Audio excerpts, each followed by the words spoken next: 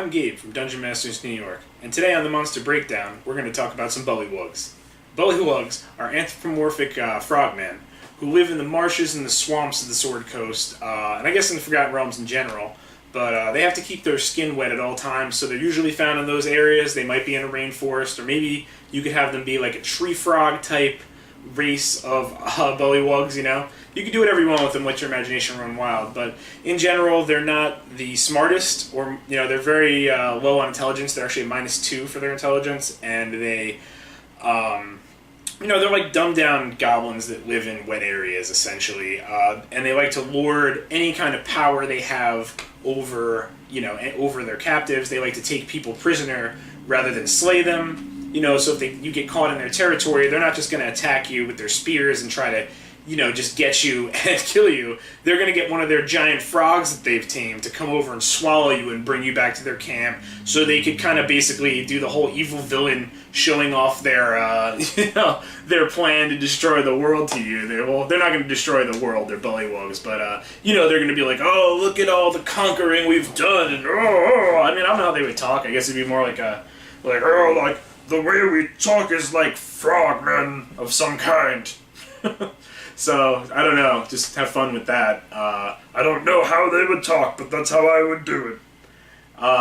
They have a low AC. Their AC is only 15, and they have, which isn't bad, but it's not great. They only have 11 hit points, so when they do get hit, they have a good dex, like a good dex modifier, so they're able to dodge stuff, and they're able to be very stealthily in the marshes. They have an advantage on being stealth in the marshes and the swamp, and basically their home territory, but once they're hit, they're going to die, essentially. So when you do run them, you're going to want to run several, especially, even if on a level 1 party, they're not going to be a particular challenge for Bullywugs. They're just going to run through them, like, you know, the way they would run through kobolds or goblins that are in a small group. So just be aware of that if you're going to run them, but they're fun. They, like I said, they like to lord their any power they have over anyone they've captured, and they prefer to just kind of keep people around and just, you know, be unpleasant to them. They're, you know, and their way, the way that they have their little society is you either stealthily murder your way to the top of Bullywug society, or you, like, you know, find baubles and gifts that you've stolen on raids. Where you going, co-host? Hey, be a good co-host. We're gonna do a monster episode on Potato, but that's another time. They like to, you know, take those things and give them to their superiors and to their Mudlord, which is, you know, whoever rises to the top of the swamp is the Mudlord, and, you know, earn favor with them that way, and eventually get into the higher ranks of society that way, because any Bullywug that's caught just outright murdering people is basically going to end up, come here, it's basically going to end up getting executed by the current Mudlord. So, there's that.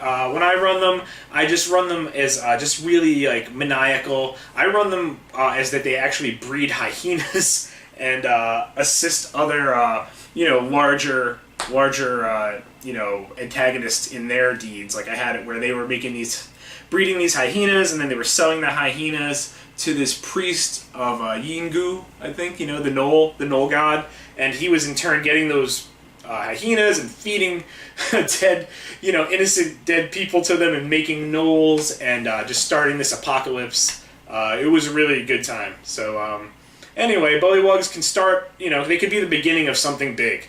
And they're a fun encounter for your party if they haven't ever run into them, because they're in the marshes, you know, they expect, oh, an alligator, this, that, you know, throw some Bullywugs at them. All of a sudden spears are coming out and they can't see them because they have that stealth advantage. They're a fun character. So definitely try to include some Bullywugs in your next game. I hope you enjoyed this episode. Please subscribe and check us out on Reddit, r/DMNY, all capital.